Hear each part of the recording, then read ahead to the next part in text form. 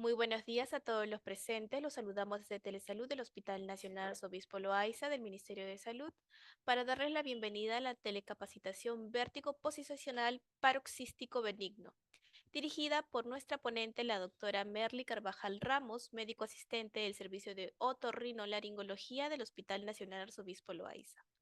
Antes de iniciar, recordarle a todos los presentes que pueden realizar sus preguntas a través del chat de la plataforma de Zoom para ser respondidas al final de la ponencia. Bienvenida, estimada doctora Carvajal. Es un honor tenerla el día de hoy con nosotros. Le doy el pase para el desarrollo del tema. Adelante, por favor.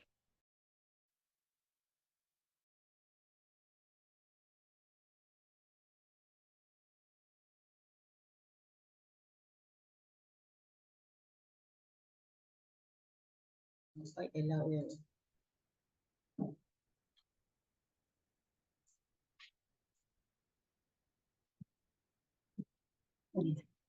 Gracias. Muy buenos días, soy la doctora Merly Carvajal, médico otorrino del Servicio de Otorrinolaringología del Hospital Nacional Arzobispo Loaiza. El día de hoy quiero compartir con ustedes un tema muy importante como es el vértigo posicional paroxístico benigno. Esta patología, ¿por qué debiéramos repasarla? ¿Por qué debiéramos revisar este tema? Esta patología es una de las más frecuentes dentro de los síndromes vertiginosos de tipo periférico, tanto así que sus características clínicas son muy específicas, sobre todo en las presentaciones clásicas de vértigos posicionales, ¿no? Asimismo, si nosotros vamos a revisar los aspectos básicos de este BPPV, para así tener un diagnóstico clínico y de esta manera dar un tratamiento más adecuado a esta patología. Vamos a repasar muy someramente la parte anatómica. Recordemos que los canales semicirculares son tres, ¿no? El canal horizontal, canal anterior o superior y el canal posterior. Estos canales semicirculares son coplanares, es decir, cuando nosotros movemos la cabeza, vamos a estimular el lado para el que lo movemos, pero a la vez se va a inhibir el lado contralateral, como vemos aquí en el video. Lo rojo significa de que se está estimulando y lo izquierdo que se está inhibiendo. Esto a su vez va a producir unos movimientos oculomotores, como vemos en la parte de acá abajo. Estos canales son coplanados, por lo tanto, estimulamos uno, inhibimos el otro. Recordemos también que estos canales semicirculares se encargan de la aceleración angular. ¿Qué quiere decir esto? Que nos va a ayudar cuando hacemos los movimientos de rotación de la cabeza hacia los lados, los de inclinación. ¿Okay?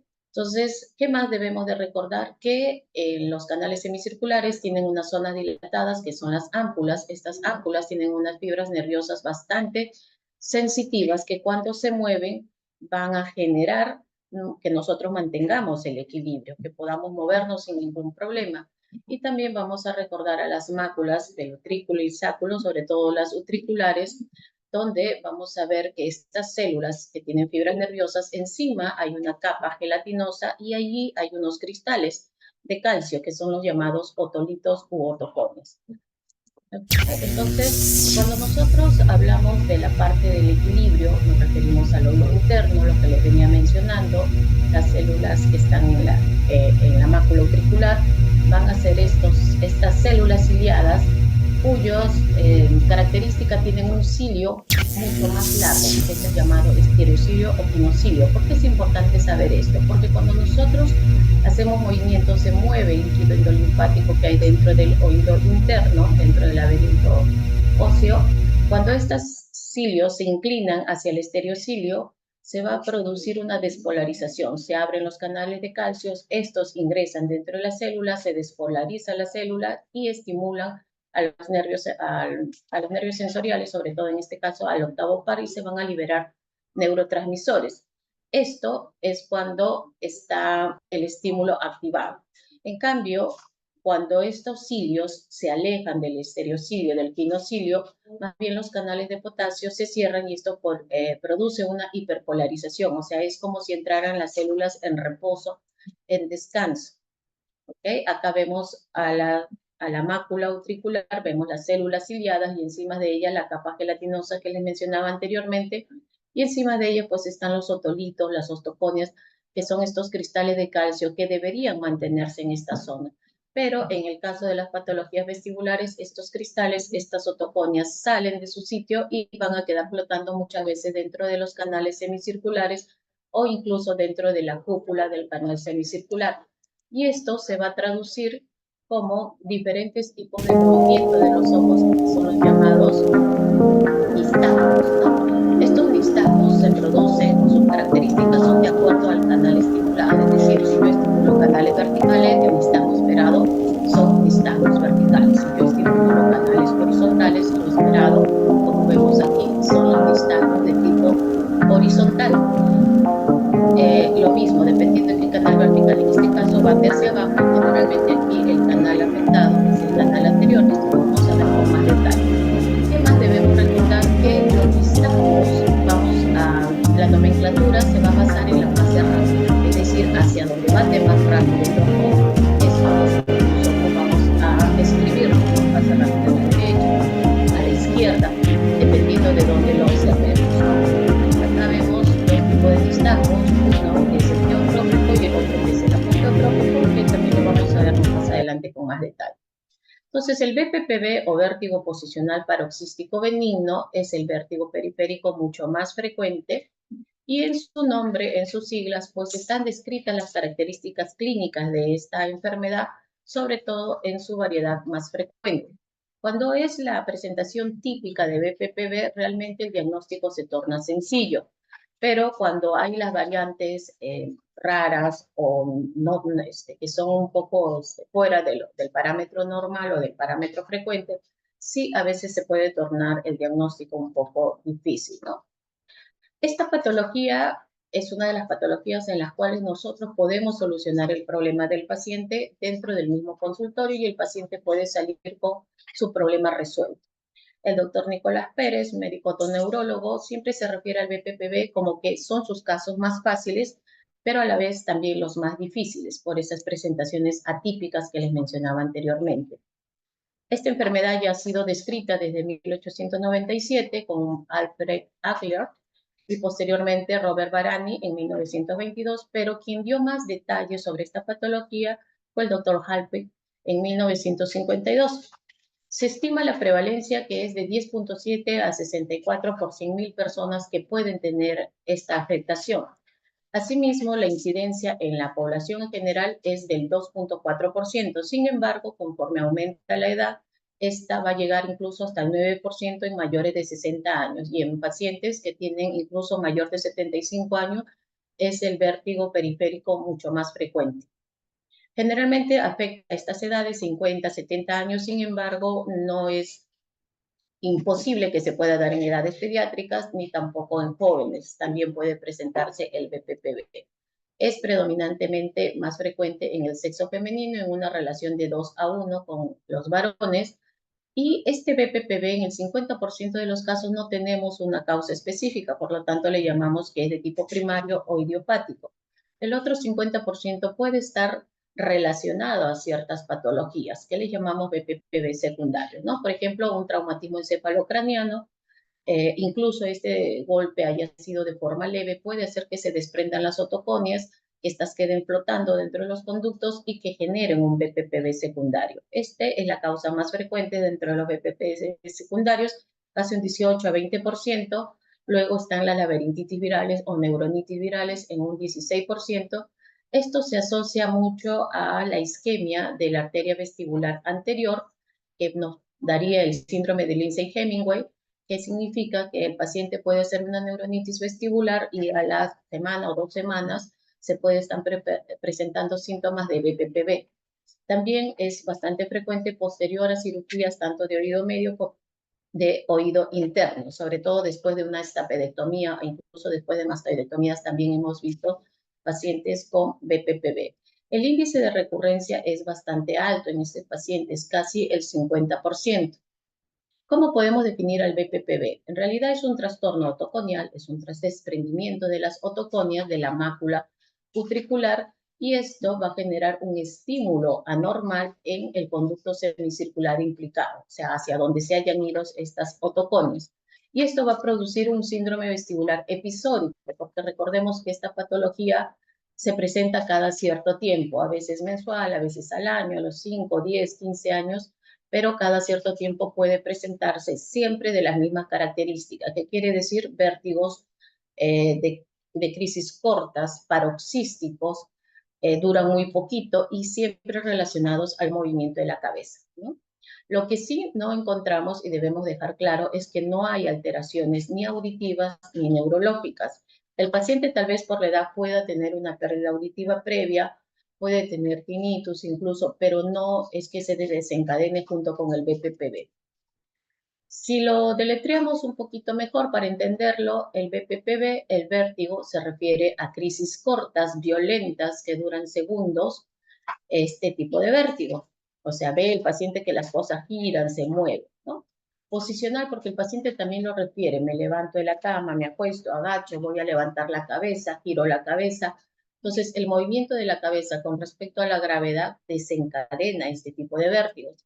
Y cuando nos referimos a paroxístico, básicamente nos referimos al movimiento del ojo, al nistagmo que se produce. Y este nistagmo también es característico, inicia rápidamente, teniendo un periodo de latencia muy corto, se va a incrementar, a eso le llamamos increyendo, luego llega a un clímax y luego empieza a disminuir el nistagmo. O sea, tiene una característica increyendo y luego decreyendo.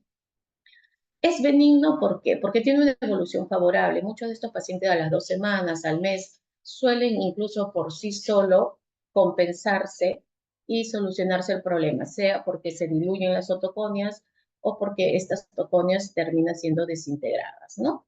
Pero hay muchos autores que no refieren que sea tan benigno. ¿Por qué? Porque puede ser muy discapacitante, sobre todo en las personas mayores. Incluso pueden producir caídas, que son las crisis de Tumarkin, y en las cuales el paciente puede perder la estabilidad y pues sufrir un tipo de accidente bastante severo, ¿no? ¿Hay factores de riesgo? ¿Hay factores asociados? Sí los hay. Si bien decíamos que el BPPV es idiopático, esto no quiere decir que hayan factores que incrementen la presencia de esta enfermedad. Por ejemplo, el paciente hipertenso, el paciente con dislipidemia, con diabetes, o sea, que tienen síndrome metabólico, se incrementa la posibilidad de tener BPPV. Los mismos que si tienen hipotiroidismo, a veces hay trastornos del metabolismo del calcio, de la vitamina D. Entonces, eso también favorece a la presencia del BPPV. En casi un 20%, el BPPV se asocia con trastornos psiquiátricos, pacientes que tienen ansiedad, depresión, incluso trastornos obsesivos compulsivos pueden producir un incremento en la presencia de BPPV en estos pacientes, y más aún estos pacientes puede prolongarse en el tiempo este síndrome, porque muchas veces se va a desencadenar en ellos mareos perceptuales persistentes, ¿no? A veces ya no encontramos ningún signo nistagmológico, ningún signo, pero el paciente sigue sintiéndose mareado. Factores asociados, muchos pacientes que tienen BPPV no solo tienen este tipo de vértigo, sino tienen otro tipo de vértigos asociados. Por ejemplo, el que más frecuentemente se asocia es el paciente que tiene enfermedad de Meniere y BPPV. En estos pacientes debemos de solucionar primero el BPPV y luego concentrarnos en la enfermedad de Meniere. Lo mismo, el paciente puede tener migraña, una migraña vestibular, y aparte tener un BPPV, o como les mencionaba anteriormente, una neuronitis vestibular que a las semanas puede hacer una isquemia en la arteria vestibular anterior y producir signos de BPPV. Lo mismo que si tenemos un Shannon, un tumor del ángulo pontocerebeloso, eso no quita que el paciente pueda hacer un BPPV. Pero ¿por qué se produce este BPPV? Hay dos teorías, la teoría de la conductolitiasis y la teoría de la canalolitiasis, de la cupulolitiasis, perdón. Conductolitiasis o canalolitiasis es el término que a veces utilizamos para esto. Hall y McClure, ya a través de las cirugías de oído interno, cuando intentaron ocluir el canal semicircular posterior, encontraron que habían partículas fotolíticas que se habían desprendido de la mácula utricular y sacular y que flotaban en el laberinto, en el endolinfa del canal semicircular posterior. Entonces, cuando esto sucede, se va a producir una corriente endolinfática. El líquido endolinfático se mueve y esto va a generar el nistagmo, provoca un estímulo, ¿no? Ahí hacemos lo que les mencionaba al inicio, el acercamiento de los cilios hacia el quinocilio, entonces se activa toda se hiperpolariza todo lo que vendría a ser el nervio vestibular. Y allí se va a producir un nistagmus, pero tiene una latencia corta, 1 a 4 segundos de carácter paroxístico, es decir, empieza lento hasta que llega a su clímax y luego disminuye y se autolimita cuando el otolito deja de moverse. ¿Ok? Como acá, como vemos en la imagen, el paciente gira la cabeza hacia los lados, estos cristales están dentro del canal, cuando acercamos la cabeza hacia adelante, estos por la misma corriente endolinfática se produce un nistagmus y si lo lleváramos al paciente hacia atrás, invirtiéramos, se va a producir también un nistagmus, pero en sentido inverso, por la misma corriente endolinfática inversa que se produce. En cambio, la teoría de la cupulolitiasis, ¿qué es lo que menciona? Schucknecht ya en 1962 mencionaba que a nivel de la ámpula, donde está la cúpula, donde están estas células sensoriales, habían depósitos de material basófilo que tenían una mayor densidad que la endolinfa, por lo tanto la hacían como una cúpula espesa, una cúpula pesada. Él describía, sobre todo en el canal semicircular posterior, que allí se podían quedar estas otoconias y hacían sensible a esta zona ampular, la hacían sensible a los movimientos, a la gravedad. Entonces va a transformar estos canales semicirculares que se encargaban de la aceleración angular, ya se transforman en acelerómetros, pero de tipo lineal. Por eso el paciente puede presentar vértigos al movimiento de la cabeza. Y aquí no necesita que se medie ninguna corriente endolinfática porque están dentro de la misma ámpula. Por lo tanto, cuando se presentaba el nistagmus, este nistagmus era inmediato, no había periodo de latencia. Y este nistagmus suele ser más persistente, durar un poco más de tiempo mientras la cabeza se mantenga en la posición que desencadenaba el nistagmus. Como vemos aquí, acá están los otolitos a nivel de la ámpula en este gráfico, movemos la cabeza, se mueve la ámpula, pero el nistagmo se produce inmediatamente porque no requiere que el líquido endolinfático se mueva, sino simplemente esta zona de ampular, ¿no? Este nistagmo persiste regular tiempo en realidad y se va a mantener mientras esta posición de la cabeza se mantenga. Entonces, ¿cómo diferenciamos los nistagmos? Una conductolitiasis, hay latencia, 1 a 4 segundos, no más de 10 segundos generalmente. En cambio, en la cupulolitiasis generalmente no hay latencia o es inapreciable. En la conductolitiasis el curso es paroxístico, increyendo, decreyendo. En cambio, en la cupulolitiasis este nistagmo es persistente. Duración en la conductolitiasis es breve, máximo a veces 1 minuto, pero en la cupulolitiasis sí se mantiene el nistagmo mientras se mantenga la posición que desencadena el nistagmo. Otro característico en la conductolitiasis es que hay inversión del nistagmo. Esto quiere decir, si el paciente estuvo con la cabeza hacia atrás, el nistagmo se fue hacia atrás, cuando yo siente este paciente, el nistagmo va a ir hacia adelante y hacia abajo. Y esto también es un punto importante para hacer un diagnóstico de BPPV. En cambio, en la cupulolitiasis esto generalmente no se produce. Simplemente el nistagmo se mantiene en la misma posición, en la misma intensidad que cuando empezó desde el inicio. ¿Cómo lo diagnosticamos? A través del cuadro clínico y a través de maniobras posicionales que vamos a hablar. El cuadro clínico debemos de tener en cuenta 6 características del nistagmo y del vértigo, que son estos los dos síntomas, bueno, signos y síntomas. El signo del nistagmo y el síntoma del vértigo. Uno, que el vértigo se desencadena por el movimiento, ¿no? Y que también el nistagmo va a presentarse cuando movemos la cabeza, ¿no? Porque ya habíamos mencionado que de una aceleración angular que se encargaba el canal semicircular, se encarga ahora de una aceleración lineal. Entonces lo hace bastante sensible al movimiento. Agacha el paciente, levanta la cabeza, gira la cabeza y hay vértigo. Presencia de latencia. El nistagmo mencionábamos que podía tener una latencia corta, 5, 20 segundos, máximo a veces hasta 30 segundos, pero siempre lo ideal es que cuando estemos observando el nistagmo, por lo menos unos 45 segundos a 1 minuto, porque pueden haber latencias un poco más largas de lo normales. Las presencias de paroxismos, estos nistagmos empiezan lentos, se incrementan, llegan a su clima máximo de velocidad, el paroxismo, y de ahí disminuye la intensidad hasta desaparecer el nistagmo. Cuarto, la duración de segundos, que es tanto del vértigo como del nistagmo. La mayoría está entre 20 y 40 segundos, a veces hasta 1 minuto, Pero aquí cuando hacemos la anamnesis, a veces el paciente nos puede referir de que su vértigo, su mareo le dura pues horas o varios minutos. Y esto es porque si bien es cierto, el vértigo puede desaparecer al minuto, a veces la sensación, los síntomas neurovegetativos, náuseas, vómitos, palidez, diaforesis que puede tener el paciente, pues pueden persistir por horas incluso. Lo otro es que el nixtagmus, cuando lo buscábamos, era reversible. Hablábamos que si estimulábamos a veces el canal posterior, obteníamos un nixtagmus vertical atrás, pero cuando lo sentábamos, este nixtagmus se invierte. Y eso nos ayuda a corroborar nuestro diagnóstico de BPPV. Lo otro es que es fatigable, es decir, la intensidad del nixtagmus va a ir disminuyendo conforme vayamos repitiendo los movimientos. Es decir, si hacemos una maniobra, a la segunda, tercera maniobra, a veces termina por desaparecer el nixtagmus. En muchos pacientes a veces llegan en el turno tarde, tienen la sintomatología de BPPV, pero cuando hacemos las maniobras no encontramos nada. Entonces a veces preferimos citarlos en la mañana para evitar esta fatiga de estas crisis vertiginosas del paciente y podemos detectarlas con mayor claridad, ¿no? Entonces, para nuestro diagnóstico también utilizamos maniobras, las maniobras diagnósticas, las llamadas maniobras posicionales, que son dos en realidad.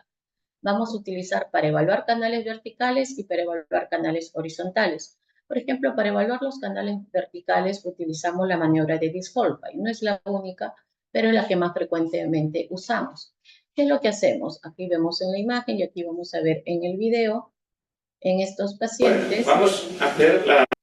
Lo vamos a sentar a mitad de la camilla. Tenemos que explicarle al paciente porque recuerden que al estimular, al mover la cabeza, pueden tener crisis vertiginosas del paciente y no colabora.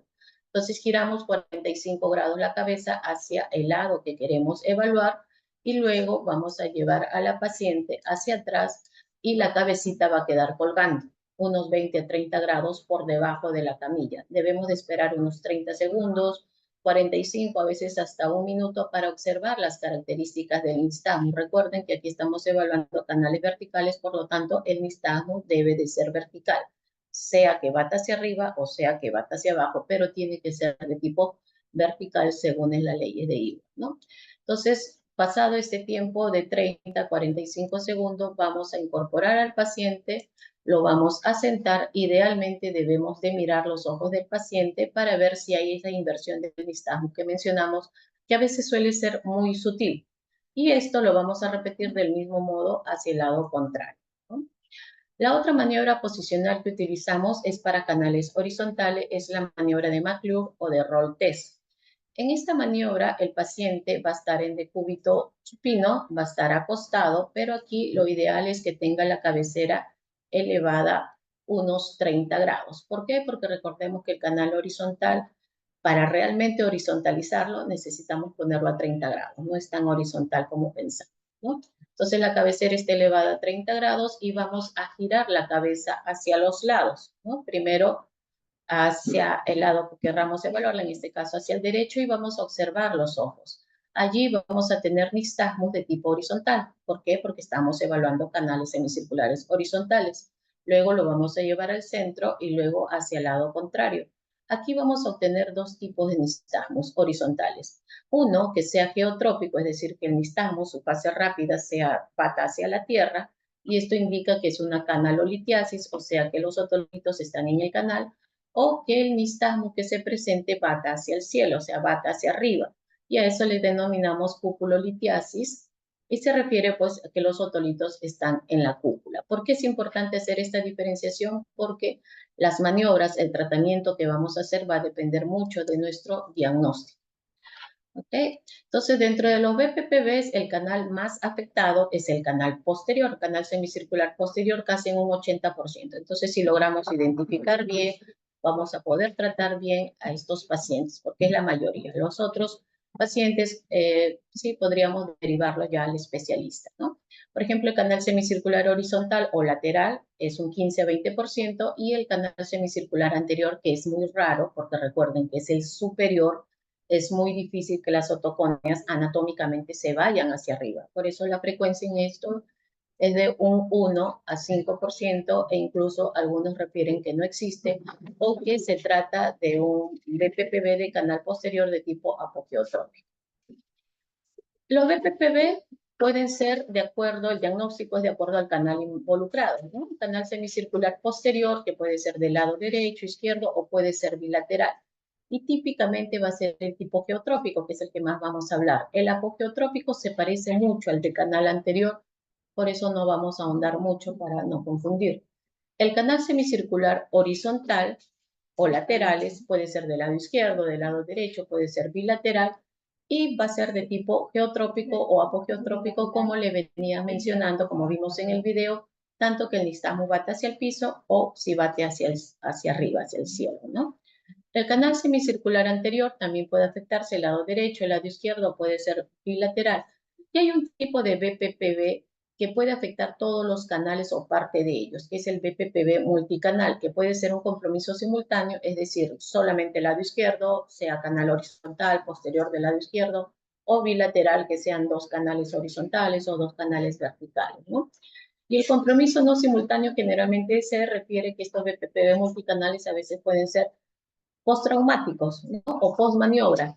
A veces identificamos que puede tener un BPPV de canal horizontal, pero al momento de hacer la maniobra no lo realizamos adecuadamente o el paciente hace un movimiento involuntario y estos cristales, estos otolitos pueden irse hacia diferentes canales semicirculares. Ahondando un poco en el BPPV de canal semicircular posterior, recordamos que debemos de hacer la maniobra de Disc-Holpay porque estamos evaluando canal vertical y vamos a buscar características específicas del nistagmus, es decir, dirección hacia dónde va, el sentido, la latencia y la duración. Acá tenemos un pequeño ejemplo. Este es un nistagmus típico. Tenemos que es de tipo, a ver, hay un periodo de latencia, ahí el paciente está en posición de Disc-Holpay, ahí está latencia, luego empieza un movimiento vertical, si se dan cuenta, ¿ok? Recuerden que el paciente está con la cabeza colgando, entonces aquí estamos mencionando que hay un nistagmus vertical hacia arriba y hay una torsión a la derecha. Aquí lleva su máximo, ¿no? Empezó creciendo, llega a su clímax y luego va a empezar a disminuir. Ahí vemos la torsión hacia la derecha, más o menos esto dura menos de 1 minuto. Y es lo que sucede con los pacientes. Si a este paciente lo sentáramos, este nistagmus se va a invertir. En este caso es un BPPV del canal posterior del lado derecho. Acá, para que quede un poquito más claro, entonces vemos, acostamos al paciente en posición de Disc-Holpay, la cabeza está hacia el lado derecho y ahí empieza un nistagmo vertical. A veces el paciente se desespera, intenta levantarse, por eso es que debemos de explicar lo que va a suceder. Igual, el nistagmo va hacia arriba, recuerden que está con la cabeza colgando y torsiona hacia la derecha, ¿no? Entonces también es un BPPV de canal posterior del lado derecho, que en realidad es el más frecuente. ¿Ok? Entonces, una vez que para el nistagmus, lo podemos sentar para ver la inversión del nistagmus. ¿Ok? Este es uno de nuestros pacientes en los cuales el paciente está en posición de Disc-Holpay. Observamos aquí los ojos. E idealmente sería tener un video frame, pero igual también lo podemos grabar con una cámara. Ahí vemos el nistagmus hacia arriba, o sea, hacia la ceja del paciente. El paciente está en posición de Disc-Holpay, la cabeza está como unos 20 grados por debajo de la camilla. Y ahí vemos que empieza ya a disminuir. Todavía sigue el nistagmus. Había una torsión hacia la derecha, ¿ok? Entonces, cuando lo sentamos a este paciente, el nistagmo es más sutil, pero sí se logra ver que empieza a batir hacia abajo un poco el nistagmus. Entonces, con esta inversión del nistagmus corroboramos que estamos frente a un BPPV de canal posterior, en este caso del lado derecho. ¿Ok? En cuanto respecto al canal semicircular anterior, le mencionaba que era anterior o superior, también podemos diagnosticarlo a través de esta maniobra de Disc-Holpay, pero en este caso lo característico va a ser que obtengamos un nistagmus de tipo vertical. El paciente es uno de nuestros pacientes, también está en posición de Disc-Holpay, pero aquí su nistagmus, su fase rápida es hacia abajo, ¿ok? Hacia el mentón del paciente. Ha habido un pequeño periodo de latencia, acá se ve el nistagmus. En el canal anterior, sea derecho, sea izquierdo, la verdad es que para el tratamiento eso no varía mucho. El tratamiento va a ser la maniobra de Jacobino, como vamos a ver, y es indistinto sea derecho o izquierdo. Ahí vemos el movimiento bajo, es un down peak que le llamamos. Es paroxístico también, tiene latencia, no supera la latencia más de 10 segundos y el nixtasmo dura casi un minuto. Igual ahí empieza a disminuir nuestro nixtasmo. Cuando sentamos a este paciente, el nixtasmo se invierte, va a ir hacia arriba. Pero ojo con este tipo de patología, porque al ser tan raro, a veces puede estarnos indicando más una patología de origen central. Por eso es que tenemos que diferenciarlo de este otro tipo de nistagmos, que también el paciente tiene un nistagmus hacia abajo, también está en posición de Disc-Holbein, pero este nistagmo no ha tenido latencia, se presenta siempre hacia abajo, no es fatigable, entonces este es más de una impresión de tipo central. En esos casos, lo ideal es siempre corroborar con una resonancia de fosa posterior para descartar que este paciente tenga una patología central, ¿no? Ahora, cuando ingresamos a estos BPPV de canal horizontales o laterales, mencionábamos que la prueba que hacíamos era de McClure o Roll Test, y donde vamos a encontrar dos variantes, la conductolitiasis, en la cual vamos a encontrar un nistagmo geotrópico, esto es más frecuente, y el otro es la cupulolitiasis, que encontramos la variante ageotrópica o apogeotrópica, así se denomina. Por ejemplo, este es un video de un nistagmus de tipo horizontal. Si ustedes se dan cuenta, la cabeza está hacia la derecha y el nistagmus bate hacia la derecha. Eso es lo típico del geotrópico, bate hacia el mismo lado de la lesión. Si hiciéramos girar al paciente hacia el lado izquierdo, igual. El nistagmus va a batir hacia el piso, va a girar, va a batir hacia la izquierda. Eso es lo típico del geotrópico. ¿Y cómo sabemos cuál es el afectado? En estos casos, el ojito, el nistagmo, donde es más intenso, ese es el lado afectado en el canal horizontal. En cambio, la variante apogeotrópica, giramos la cabeza a la derecha, el nistagmus es a la izquierda, giramos a la izquierda y el nistagmus es hacia la derecha, o sea, es invertido. Y ahí, para saber cuál de los dos lados es el afectado, el nistagmus menos intenso, ese es el afectado. ¿Ok? Aquí para reafirmar un poquito más, este es un paciente con un nistagmo de tipo geotrópico, el paciente está en posición de McClure, cabeza hacia la derecha y su nistagmo, su fase rápida, está hacia la derecha, o sea, es geotrópico, ¿no? Luego, en unos momentos más, van a ponerlo central, ¿sí? Ahí se centraliza y gira la cabeza hacia la izquierda y el nistagmo empieza a batir hacia la izquierda, o sea, hacia el piso, hacia la tierra. Esto es un nistagmo geotrópico. Y de acuerdo a cuál es el más intenso, vamos a decir cuál es el lado afectado, si el derecho o el izquierdo. Esta es una de nuestras pacientes donde se ve claramente el nistagmo de tipo horizontal geotrópico, o sea, que bate hacia el piso, hacia la camilla. Está girada hacia la derecha y su nistagmo es hacia la derecha. Y cuando la sentamos, pues invierte este nistagmo, ¿no? Y al ser geotrópico, el más intenso va a ser el lado más afectado. Ahora, ¿cuál es el tratamiento? Ya hicimos nuestro diagnóstico clínico, nuestro diagnóstico a través de las maniobras posicionales. Ahora vemos lo que es el tratamiento. Cada canal afectado va a tener una maniobra específica, porque recuerden, el tratamiento no es médico, el tratamiento son las maniobras de reposición canalicular, que a veces podemos dar tratamiento farmacológico para controlar un poco los síntomas, sí podemos hacerlo, pero eso no quiere decir que eso vaya a curar su BPPV, bueno, o que vaya a hacer que se estabilice su BPPV, ¿no? Si tenemos un BPPV de canal posterior, podemos utilizar la maniobra de Epley o la maniobra liberadora de Seymour. Ambos son bastante exitosas, casi un 80% de éxito con una sola sesión. En el canal semicircular horizontal vamos a diferenciar si es geotrópico o apogeotrópico. Si es geotrópico, podemos utilizar la maniobra de barbecue, de la barbacoa o del Lemper, o la maniobra de Buffoni. Son las más usadas, no son las únicas. En realidad, para canal horizontal hay un montón de maniobras. Para el apogeotrópico, últimamente estamos utilizando bastante la maniobra de Sumo y Maya, nos resulta bastante efectiva, o incluso la maniobra de Buffoni invertido. Y para canal semicircular anterior, que es rarísimo, ya mencionábamos que teníamos que diferenciar si había una afectación de tipo central, utilizamos la maniobra de Jacobino o de hiperextensión cefálica. Para canal posterior, primero tenemos que identificar cuál es el lado afectado. si es el lado derecho, Ahora si es vamos el a lado practicar la izquierdo. ¿Por maniobra qué? de Porque en la Epley. maniobra de Para Epley curar vamos a empezar o por el lado mejorar afectado. la Igual enfermedad o explicamos al el paciente porque recuerden que se van a Entonces, desencadenar lo crisis primero que hay que hacer vertiginosas es que girar son muy la cabeza aparatosas, el 45 paciente es grados muy hacia el ansioso, lado muy derecho. temerosos Ahora y estirar que la a camilla veces no para que la cabeza colaboran quede tanto para colgando hacer fuera la de la maniobra. camilla y Por lo luego le voy a tanto, hacer una siempre serie de debemos de movimientos explicarle previamente al paciente.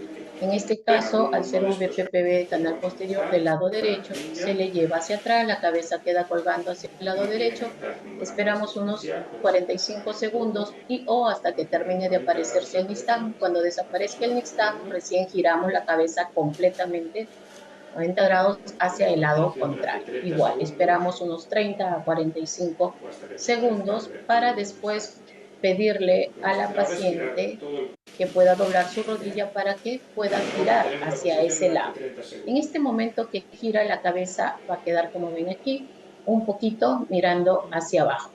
¿Ok? Para Vamos a terminar de soltar. encajar los cristales, luego le pedimos que baje los pies y sentamos al Bien, paciente.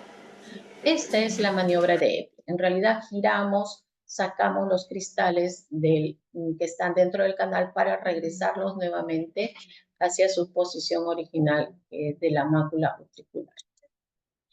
¿Ok?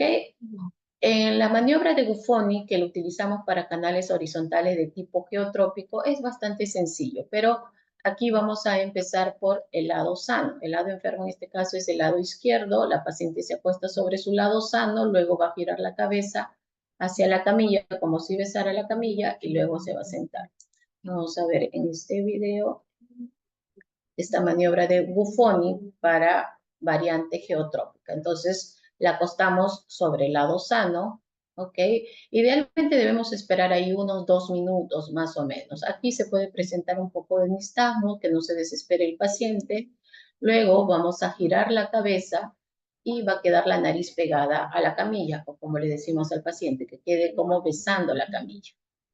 Igual esperamos un par de minutos y luego vamos a ayudar a la paciente a levantarse, a sentarse. Y con esta maniobra debiera quedar solucionado el BPPV de canal horizontal. En este caso, ha sido del lado izquierdo, por eso se acostaba sobre su lado derecho. ¿Ok? Esta otra maniobra, que es del doctor Suma otoneurólogo brasilero, es para la variante apogeotrópica. Es bastante efectiva. En este caso, el paciente se va a acostar sobre su lado enfermo. Es muy parecido del barbecue, al de la barbacoa, pero no llega a dar el giro completo. Entonces, se ubica el lado afectado, lo acostamos sobre ese lado, en este caso el lado derecho. Luego vamos a esperar ahí 2 minutos, incluso a veces hasta 3 minutos podemos esperar, porque estos apogeotrópicos, recuerden que son más intensos, duran más, no son tan fatigables. Luego va a girar la cabeza la paciente 45 grados, va a quedar mirando hacia arriba, puede girar también ahí el cuerpo, igual esperar 43 minutos más o menos, para luego girar la cabeza hacia el lado sano. Igual, unos 3 minutos más o menos en esa posición. Luego va a flexionar un poco el mentón hacia el pecho y se va a incorporar la paciente, pero con la cabeza un poco inclinada hacia adelante para terminar de encajar las otocones en su posición normal y evitemos el vértigo. Y por último, en el canal semicircular anterior o superior, la maniobra que usamos es la maniobra de Jacobino. Recuerden, previa descarte de que no sea una patología central. Aquí es indistinto si es afectación de canal anterior derecho o izquierdo. El paciente se va a sentar a mitad de la camilla, luego lo vamos a llevar hacia atrás, la cabeza queda colgando. Este sí es una hiperextensión cefálica, casi unos 30 grados, para luego hacer sentar al paciente, el mentón se pega al pecho y se va a sentar. Entonces, aquí lo vemos en el video, el paciente está primero en posición sentado simplemente, luego lo vamos a llevar hacia atrás. No olviden, es una hiperextensión cefálica, entonces la cabeza queda colgando unos 30 grados o incluso hasta 40 a 60 grados incluso en algunos pacientes. Esto también va a depender mucho de la limitación cervical que pueda tener, ¿no? Esperamos unos 2-3 minutos, llevamos el mentón hacia el pecho, igual 2-3 minutos para luego pedirle al paciente que se siente. Y de esta manera se debe haber corregido el BPPV del canal anterior. Bueno, muchas gracias por su atención. Estoy pendiente de que si tienen alguna pregunta, alguna duda, para poder resolverla. Muchísimas gracias y felicitaciones, doctora Carvajal. Su ponencia se ha desarrollado de forma clara. ¿Podría brindarnos alguna otra recomendación respecto al tema brindado el día de hoy? Bueno, básicamente recordemos que estos vértigos son recurrentes en el tiempo. Y si tenemos un paciente que ya hizo BPPV en alguna oportunidad, lo más probable es que lo vuelva a realizar. Tal vez en un mes, un año, pero siempre vuelve a recurrir. Ahora, si es que estos vértigos son muy recurrentes, no olvidar que puede haber un trastorno del metabolismo de la vitamina D, entonces hay que hacer un dosaje de vitamina D cuando estos BPPV son muy recurrentes, son muy seguidos. Es decir, vino con una crisis de vértigo ahora y al mes solucionamos ese BPPV de ese momento, pero al mes, a los 2 meses, otra vez vuelven a hacer crisis de vértigos de las mismas características. Entonces, no se olviden que hay que descartar que haya un trastorno del metabolismo de la vitamina D. Muchísimas gracias y nuevamente felicitarla, doctora Carvajal. Al ver que no hay duda por parte de los participantes, vamos a proceder a agradecer a todos por conectarse el día de hoy e invitarlos a suscribirse a nuestro canal de YouTube. Nos pueden encontrar como Hospital Nacional Arzobispo Loaiza. Ahí podrán ver nuevamente las telecapacitaciones y tele-IEC. De igual manera, pueden escribirnos en los comentarios otros temas de interés que les gustaría que se tocaran próximamente. Y con nosotros sería hasta una próxima telecapacitación. Muchísimas gracias, doctora. Esperamos contar nuevamente con usted en una próxima oportunidad. Muchas gracias por su atención.